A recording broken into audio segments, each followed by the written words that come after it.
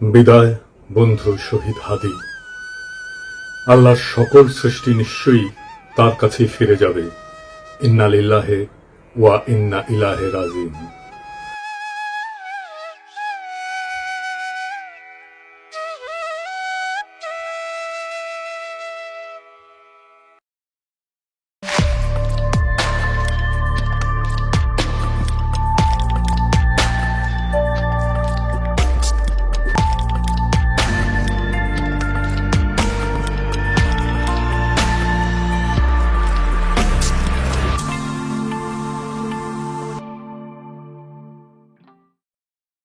ফ্যাসিবাদ বিরোধী সংগ্রামে আমাদের সহযোদ্ধা বীর শরীফ ওসমান হাদি আমাদের এই পৃথিবীর মায়া ছেড়ে চলে গেছে। সৃষ্টিকর্তা তার শহীদী মৃত্যু কবুল করে তাকে জান্নাতের উচ্চ মাকাম দান করুন।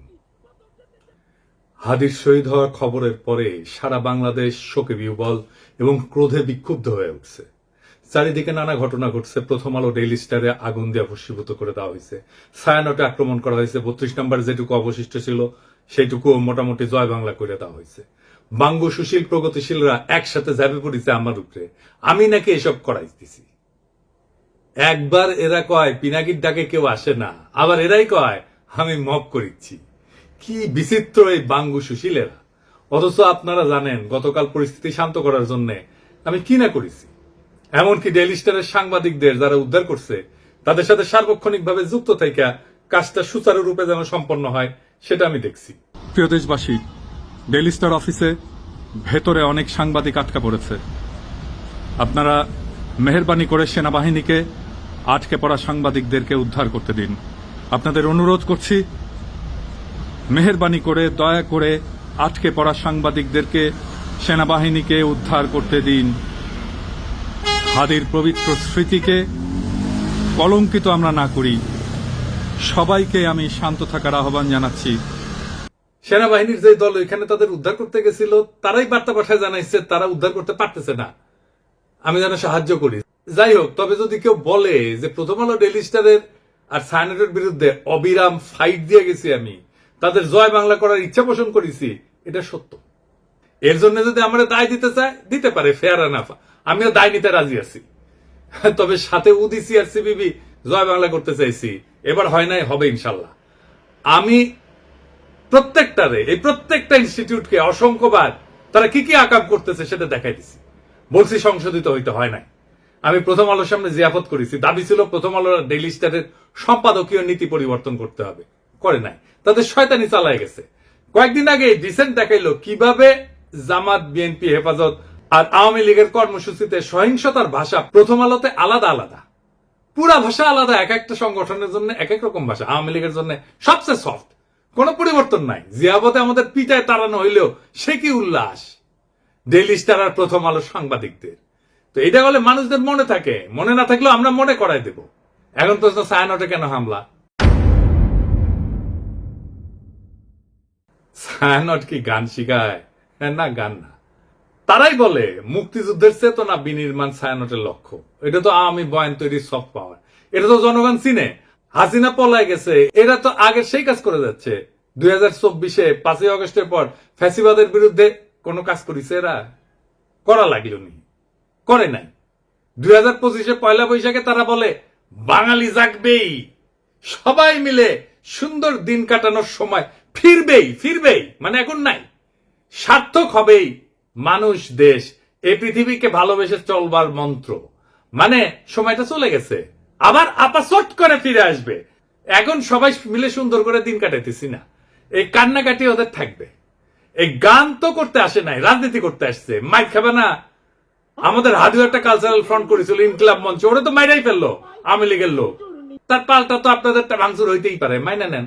আওয়ামী লীগ তো এতদিন একটা ভাব নিছে কি, গিলে করা পাঞ্জাবি পরবে, একটা পাশে চটি ব্যাগ থাকবে, সিথি করে চুল আঁচড়াবে, হ্যাঁ, এরপরে একটু একটু রবীন্দ্রনাথ করবে, শান্তিনিকেতনী ভাষায় বলবে, অশুদ্ধ অশ্লীল একদমই বলা যাবে না।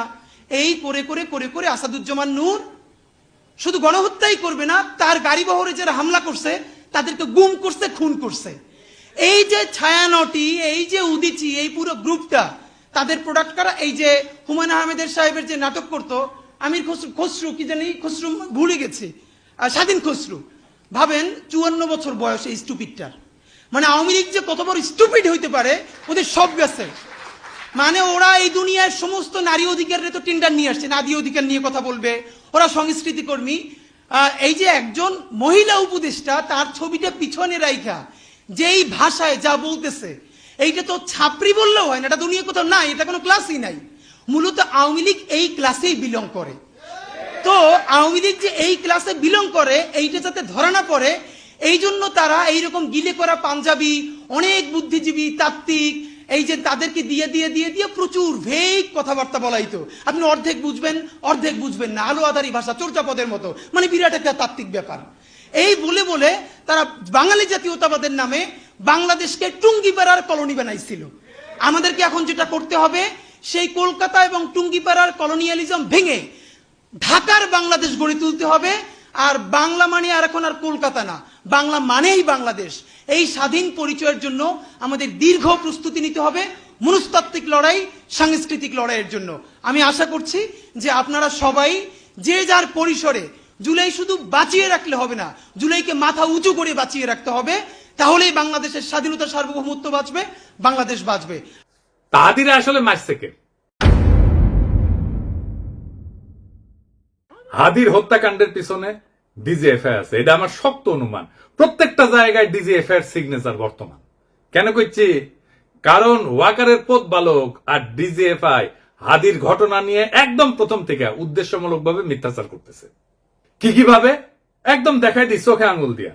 ঘটনা ঘটে শুক্রবার 12 ডিসেম্বর দুপুরের দিকে। ঘটনা ঘটার সাথে সাথে এই ওয়াকারের পথ বালক আসল অপরাধীকে আড়াল করার জন্য কইল কি, ভারত থেকে আসছে নাকি 80 জন শুটার, বানোয়াট গল্প প্রচার করলো। কিন্তু ডিসেন্টের অনুসন্ধানে আসল অপরাধী বের হয়ে আসলো, আদাবরের লীগের সন্ত্রাসী যে জেলে ছিল, তারা জামিন করেছে বিএনপির নেতা। তারপরে কি হলো? ঘটনার ঠিক পরের দিন সে অপরাধীর অবস্থান সম্পর্কে ভুয়া ডাহা মিথ্যার তথ্য ছড়ায় যে অপরাধীরা 12 ডিসেম্বর শুক্রবার সন্ধ্যায় ভারতের গুয়াহাটি পৌঁছে গেছে। অথচ আবার সে নাকি এটা আবার হোয়াটসঅ্যাপ ইন্টারসেপ্ট করে পাইছে। চিন্তা করেন। অথচ অপরাধ ঘটে দুপুরের দিকে ঢাকা থেকে রওনা দিয়ে সন্ধ্যায় আসামের গুয়াহাটি পৌঁছানো সড়ক পথে অসম্ভব একটা ঘটনা। এছাড়া ঘাতক ফয়সালের বাবা মা আদালতে তাদের স্বীকারোক্তিতে বলছে, ঘাতক সেই শুক্রবার রাতে ঢাকার আগারগাঁওয়ে তার বোনের বাসায় ছিল। অর্থাৎ ঘাতকেরা যখন ঢাকায় তাদের বোনের বাসায়, সেই সময় ওয়াকারের পথ বালক গুজব রটাইতেছে যে তারা ভারতে চলে গেছে। চিন্তা করেন, তাদের সন্ধান করে লাভ নাই। মানে বুঝিছেন? যুগান্তরে তার বাবা মা প্রকাশিত বক্তব্য অনুযায়ী সেই রাতে ঘাতকের বোনের বাসায় তারা দেখা করে ফয়সালের সাথে। সেখানে আসামি শুটার ফয়সাল তার অবস্থান নিরাপদ মনে না হয় আগারগাঁও থেকে মিরপুরে যায়। পরে শাহজাহানপুরে আসামি মোহাম্মদ হুমায়ুন কবিরের ভাতিজা আরিফের বাসায় যায়। শুটার ফয়সালের ব্যাগ নিয়ে তার বাবা হুমায়ুন কবির একটা সিএনজি ভাড়া করে দেয় এবং সঙ্গে কিছু টাকাও দেয়। পরবর্তীতে আসামিরা তার ছোট ছেলে হাসান মাহমুদ বাবলু ওরফে রাজের কেরানীগঞ্জের বাসায় আসে এবং তারা জুরাইন থেকে 2টা মোবাইল সিম কিনে ব্যবহার করে। বাবা আমার বক্তব্য যেটা পত্রিকায় প্রকাশ হয়েছে, আমি ব্যানে করছি না, সেটা অনুযায়ী ঘাতক যে এখন ভারতে আছে এমন কোন তথ্য নাই। ওয়াকারের পথ বালক প্রথম থেকে অপরাধীদের খোঁজাকে ভুল পথে নিয়ে যাওয়ার চেষ্টা করেছে না এবং নিরুৎসাহিত করেছে না যে চলেই গেছে, তো এখন আর খুঁজে লাভ কি? ওয়াকারের পথ বালক অপরাধীদের একটা ভুয়া সেলফি শেয়ার করে বলে গোয়েন্দারা নাকি তার ফোন ইন্টারসেপ্ট করে পাইছে। এইরকম আজগুবি দাবিকে কম্পিউটার ইঞ্জিনিয়ার হাস্যকর বলে ব্যাখ্যা করছে এবং কেন এটা মিথ্যা দাবি এবং অসম্ভব ঘটনা সেটাও ব্যাখ্যা করছে। তবে সফটওয়্যার ইঞ্জিনিয়ার তানভীর আহমেদ আরজেল সাইরের দাবি মিথ্যা উল্লেখ করে তাকে চ্যালেঞ্জ করেছেন। আইটি এক্সপার্ট তানভীর আহমেদ গণমাধ্যমকে জানান, একজন সফটওয়্যার ইঞ্জিনিয়ার হিসেবে বলছি, জুলকারনাইন সায়ের 100% ভুয়া তথ্য দিয়েছে। সে দাবি করছে অপরাধীরা অন্যের মোবাইলে সেলফি পাঠাইছে আর সেটা গোয়েন্দা সংস্থা ইন্টারসেপ্ট করে এই ছবি পাইছে। 2026-এ এসেও এই কথা বিশ্বাস করার মতো নয়। পথ বালককে বলছিল আইসে ডিবেট করতে, করে নাই। এই 3টা ঘটনা থেকে এটাই প্রমাণিত হয় যে ওয়াকারের পথ বালক আর ডিজিএফআই প্রথম থেকে হাদির ঘটনা নিয়ে আসল অপরাধীকে আড়াল এবং রক্ষা করার জন্য একের পর এক মিস ইনফরমেশন আর স্মোক স্ক্রিন ছড়ায় গেছে। এই ইন্ডিয়ার দালাল পথ বালক বাংলাদেশের জনগণের 1 নাম্বার শত্রু, বাংলাদেশের স্বাধীনতা সার্বভৌমত্বের শত্রু। তবে একটা কথা সবাইকে একটু বলি, একটু শোনেন। শহীদ ওসমান হাদির মরদেহ এখনো দেশে এসে পৌঁছায়নি। স্বাভাবিকভাবে আমাদের প্রত্যেকের হৃদয় ভারাক্রান্ত আবেগে বিক্ষুব্ধ। এই মুহূর্তে আমাদের সবচেয়ে আগে যেটা দরকার তা হলো সর্বোচ্চ সংযম এবং দায়িত্বশীল আচরণ নিশ্চিত করা, যেন একজন জুলাই যোদ্ধার বিরচিত আত্মত্যাগের প্রতি যথাযথ সম্মান জানায় তার জানাজা এবং দাফন শান্তিপূর্ণ এবং মর্যাদার সাথে সম্পন্ন করা যায়। এমন সংবেদনশীল সময় পরিস্থিতিকে আরো নাজুক করে তুললে এটা হবে একেবারে বেপরোয়া এবং আত্মঘাতী, যার পরিণতি হবে গভীরভাবে ক্ষতিকর। এর তাৎক্ষণিক ফলাফল অনুমান করা কঠিন না, কিন্তু তা হবে ধ্বংসাত্মক। দীর্ঘদিনের ক্ষোভ থেকে ফ্যাসিস্ট বয়ান উৎপাদনকারী দেশের দুইটা পত্রিকা জনতা হামলা ভাঙচুর অগ্নিসংযোগ হয়েছে এবং আগুনে কিন্তু একটা পত্রিকার সাংবাদিকদের জীবন বিপন্ন হয়ে উঠছিল। পরিস্থিতির যেন আর অবনতি না হয় মেহেরবানি করে সতর্ক থাকবেন। আমাদের তো সব কাজের দোষ। বিদেশি গণমাধ্যম চাইবে, ইন্ডিয়া চাইবে হাদির শহীদী মৃত্যুকে শিরোনাম না বানায় অগ্নিসংযোগ ভাঙচুরের দৃশ্যকে শিরোনাম বানাইতে। এটা ঘটলে আড়ালে পড়ে যাবে আসল এবং জরুরি সত্য, হাদির শাহাদাত, তার আদর্শ এবং যে শক্তির বিরুদ্ধে লড়াই করতে যেয়ে তাকে প্রাণ দিতে হয়েছে। আরো দুঃখজনক হইল গুলিবিদ্ধ হওয়ার পর সারা দেশে হাদিকে ঘিরে যে বিপুল ভালোবাসা, দীপ্ত আবেগ এবং নৈতিক সংহতির জোয়ার সৃষ্টি হয়েছে তা মারাত্মকভাবে ক্ষতিগ্রস্ত হবে। আমরা কোনোভাবেই হাদির আত্মত্যাগকে এইভাবে নষ্ট হতে দিতে পারি না। আমাদের শত্রুরা চায় বাংলাদেশের মানুষ যেন ঐক্যবদ্ধভাবে আধিপত্য এবং দমন নীতির বিরুদ্ধে দাঁড়াইতে না পারে, ইনসাফের পক্ষে দাঁড়াইতে না পারে, স্বাধীন সার্বভৌম বাংলাদেশের পক্ষে দাঁড়াইতে না পারে। জুলাই যেন কলঙ্কিত হয়, মানুষ যেন ক্লান্ত এবং বিভ্রান্ত হয়ে আবার তাদেরকেই স্বাগত জানাইতে শুরু করে যারা পতিত শক্তির পুনর্বাসনে সহায়তা করবে এবং পুরনো মডেলের কবজায় দেশকে আটকায় রাখবে। এই সংকটময় মুহূর্তে আমাদের প্রয়োজন শৃঙ্খলা, ধৈর্য এবং রাজনৈতিক স্পষ্টতা। খুব সহজে উস্কানি দিয়া সংঘাত সৃষ্টি করা যায়। আফগান পাকিস্তান সীমান্তেই দেখেন না, অনেক ক্ষেত্রে না বুঝে তরুণরা সে আগুনে ঝাঁপায় পড়ে, প্রাণ হারায়। আমাদের বুঝতে অসুবিধা হওয়ার কথা না কারা এই সুযোগ নিতে চায়, কারা বাংলাদেশের স্বাধীনতা সার্বভৌমত্বকে পুনরায় বিপন্ন করতে চায়। অতএব উত্তেজিত এবং ক্ষুব্ধ জনতাকে থামাইতে হবে দৃঢ়ভাবে, শান্তভাবে, ধৈর্যের সাথে এবং অবিলম্বে।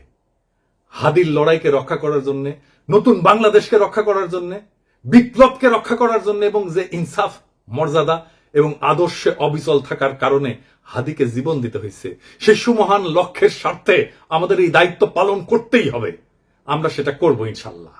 ইনকিলাব জিন্দাবাদ, শহীদ হাদি অমর হোক। আল্লাহ যতদিন বাঁচায় রাখবে, স্বাধীনতা, সার্বভৌমত্ব, ইনসাফ এবং সততার জন্য লড়াই করব। এই লড়াই আমাদের জিহাদ ইনশাআল্লাহ। আর যদি আমি মরে যাই, আমি শহীদ হয়ে যাই, আমার ডান পাশের ভাই বোনেরা এই লড়াই যতদিন বেঁচে থাকবে ততদিন চালায় নেবে ইনশাআল্লাহ।